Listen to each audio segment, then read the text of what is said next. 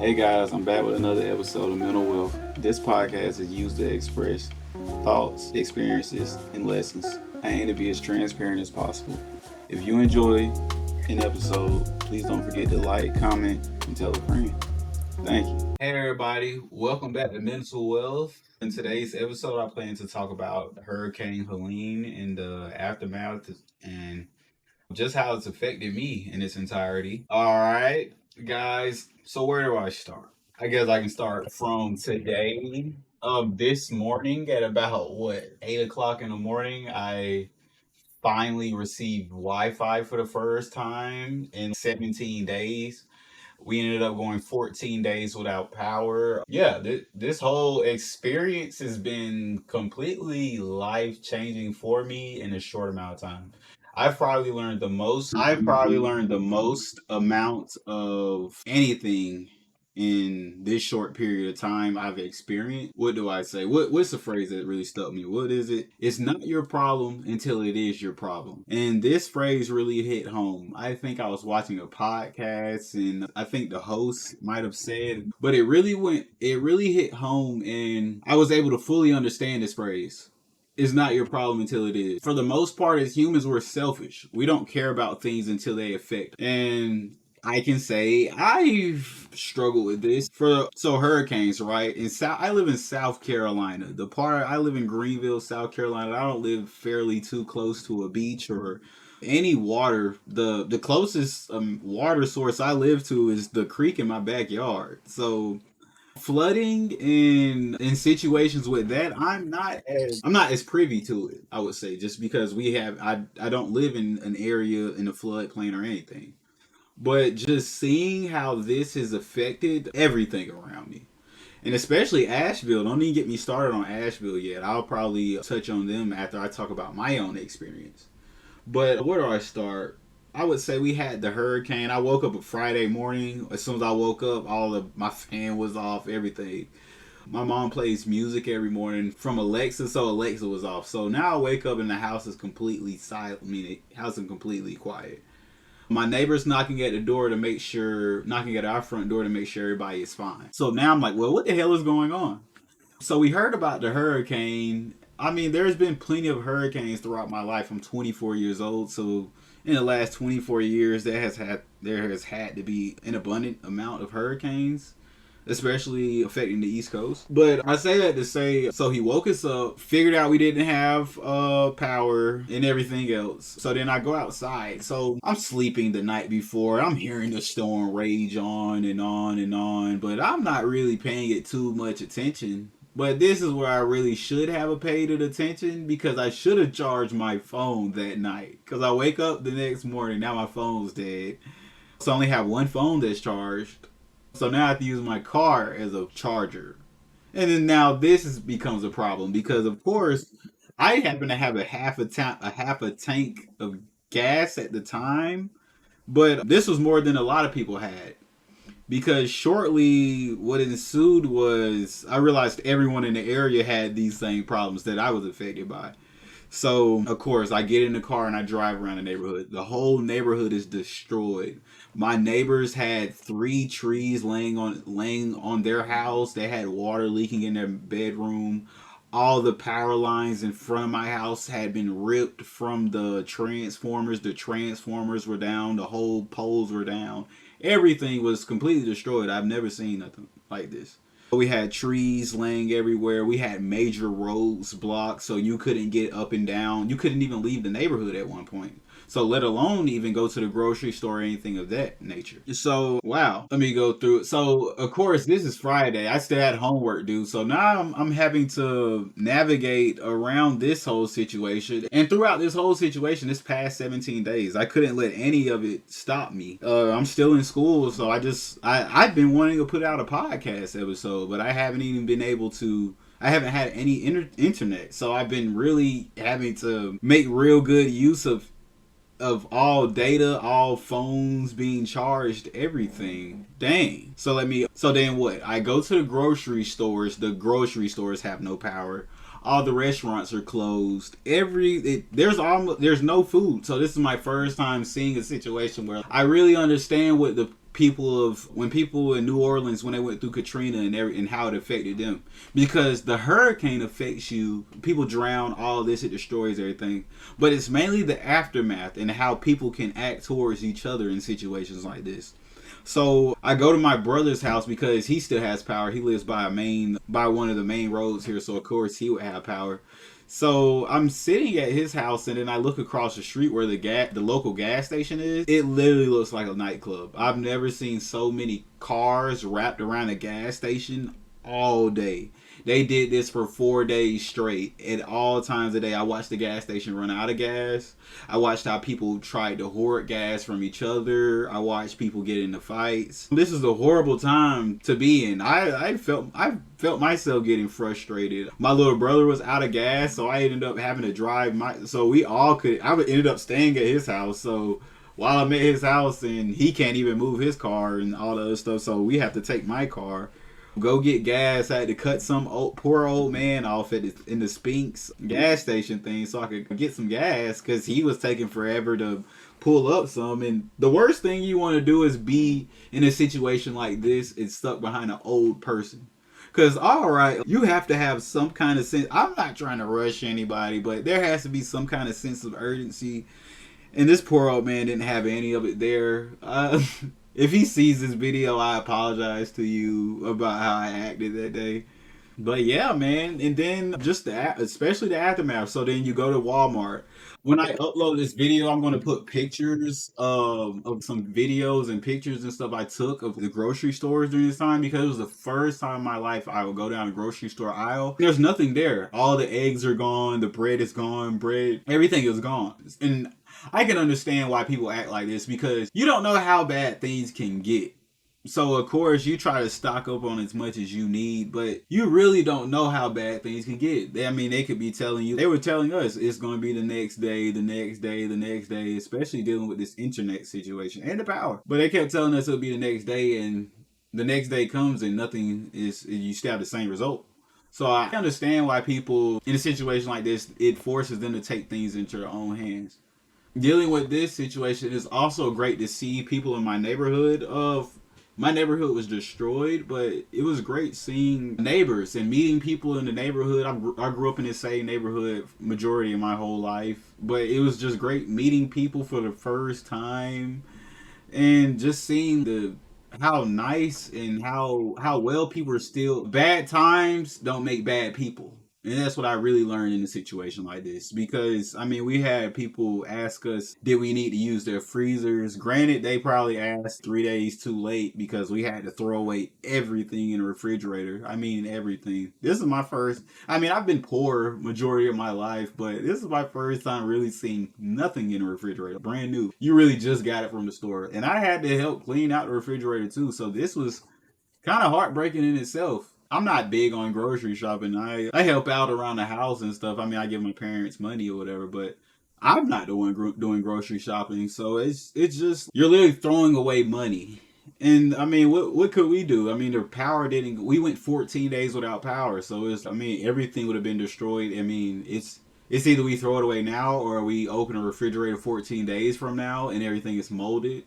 And I think we ended up leaving some pecans in the freezer, and I think they ended up molding. I don't even know how pecans mold, but I learned something new with that too. What else? I could talk more about Asheville. So my area was destroyed. I live in Greenville, South Carolina, well, Taylor specifically.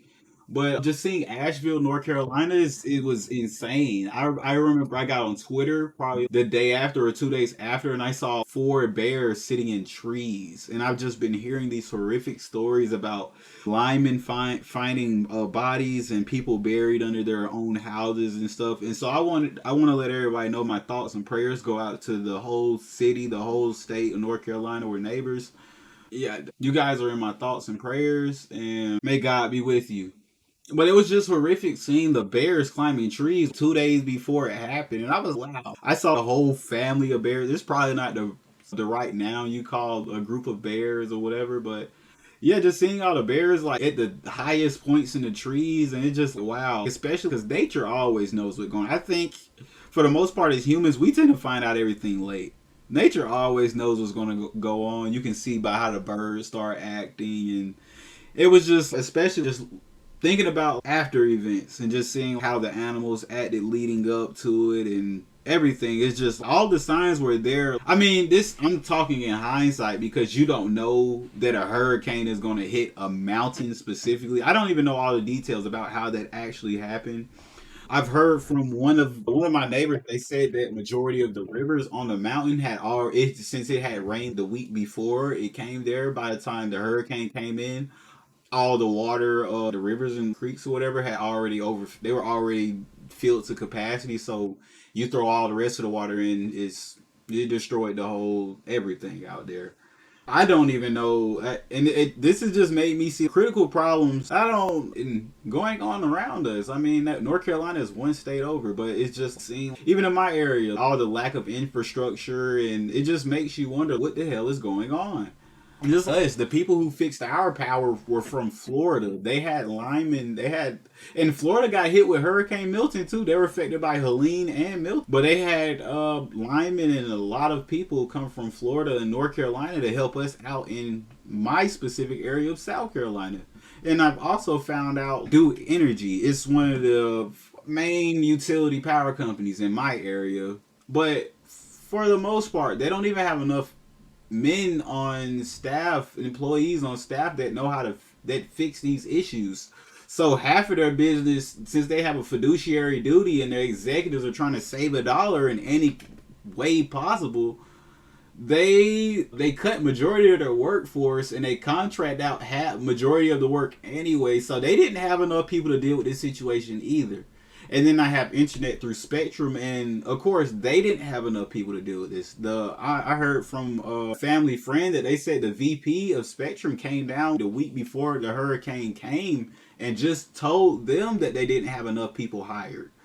And we see the result. I ended up going 17 days without Wi-Fi. I still have power lines down outside my house right now. So yeah, it's made me see it makes you wonder what exactly are people doing that are in charge, because I mean the everyday people are suffering behind this. I mean, they had the elementary schools closed. They had to push back football games. They've had society. I feel South Carolina, well, specifically in our area, it's time stood still for us, and everything else kept moving around us. Because I finally charge my phone up. I get online, and we're just the only people affected. And then I just find out, in my neighborhood, there were other people that were fine. And I understand this too, because just because something is happening to you doesn't mean it's happening to everyone else. And I think it's hard for people when your life is falling apart. It really only affects you, and that's what I learned about this too. And since it only affects you, it's really up to you to fix it. So it's been crazy to see.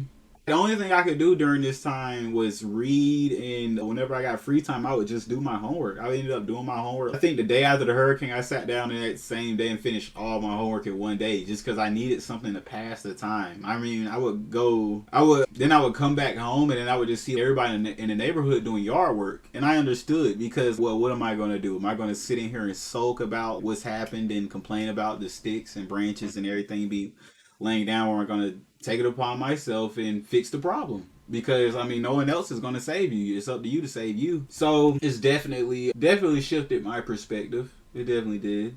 Also, what I really learned during your time, this is the things that you think are really important are not important.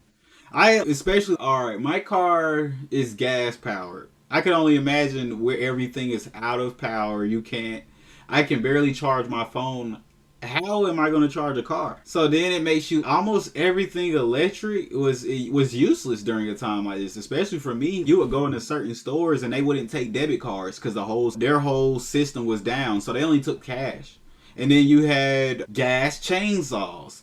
And it just really showed me in society we think we're evolving, but we're still really susceptible to the basic things like this. If everything were electrically charged and everything, we would have been screwed. And everybody with a chainsaw who showed up was gas powered. There was everything. It's the debit cards, even getting food. I couldn't imagine having only a debit card. My family is hungry and I have no cash and the ATMs are down. And you can't go to the bank because the bank doesn't have any power. So is the world ending? You couldn't use. my debit card stopped working. I couldn't charge my phone. You can't get gas because gas is out of places, and then people are literally starving. You should have seen the place. You should have seen the lines for. If you were a pizza, if you had any kind of pizza, you did numbers during a time like this. If you had a food truck, you did numbers. I watched a food truck that was across the street from my brother's house sell out back to back to back. They could barely park the truck. People were just getting out, the lines wrapped around the truck. And then also just looking at the liquor stores too. You look at, I understand though, I completely understand because, all right, I'm stuck in a house. You don't know how long it could be, so I mean, at least let me get a bottle. At least let me drink my problems away. So I understand why some people took this stance too. I completely understand. I think it was just really interesting to see how people can react in stressful times and how stressful times affect everyone. And either, I mean, it can bring out the best in some people and the worst in a lot of people. I think you have to really be a deep down, really compassionate person, and you have to really care about people for the world to be ending and you to still think about the next person. And I'm not saying that the world was ending, but I mean, for all we know, it could have. I mean, we just don't know. I mean, to think about the people living in Asheville, their whole world did end. I mean, the storm ends. I've heard about families going missing, about everybody. It's just horrible to hear all of the stories that deal with Asheville. Homes being destroyed, everything just gone, everything. And I couldn't even and people can't even get cell phone service there. So it's just insane to think about all the problems that we dealt with, and they dealt with it 10 times worse. They couldn't even get cell phone service there. And so, and I've been thinking about moving to Asheville after I graduate, but oh no, that is definitely scratched off the list. I mean, I don't want to speak another hurricane up, but this is the first time I've really thought about how weather affects where you live. And I might be better off staying where I am, because, I mean, those people lost everything. Family, houses, home, everything, pets, everything, schools, farms. I mean, oh my God. I remember I saw this video, it still breaks my heart, of this woman who owns a farm. I think it was in Asheville. And for all her farm animals, when the hurricane was getting ready to come, she took a marker. She took a marker and some chalk, and she wrote her phone number on all her animals, and basically put the address or whatever brand that they use for their farm. And she basically had to let all the animals free. And this is horrific, because they even be able to have to make these kind of decisions in this kind of instance. Just do I keep all of you guys here and you possibly drown on my farm, or do I let you guys free and then I hopefully can find some of you guys after? This is just, and this is me just thinking about the animals, but imagine the families that got split up during a time like this. Imagine people had young kids, you're having to climb on top of your roof, and you have a newborn in your hand, and all the horrific stories. So that I'm definitely praying for everyone affected by this, not just me, not just the area, because I've even seen how different parts of Florida being completely destroyed, and it's like your whole world is destroyed. The school you went to, your local gas station that you go to everywhere, even your job could have been destroyed during something like this. And people just ask you to rebuild and stuff, and people don't understand. People do not understand. Like I said earlier, it's not your problem until it is your problem. So people are not able to understand until they go through something like this. This is why I'm so passionate about this now. Well, I wouldn't even say now. I've always been passionate about helping others, because this is why I even do this. But this is really giving me a greater level of compassion for everyone. Alright guys, I think that about wraps up today's episode. If there's anything I did not touch on, please leave it down in the comment section. If you enjoyed today's content, please don't forget to like, comment, subscribe, and I'll be back with you for another one. Peace.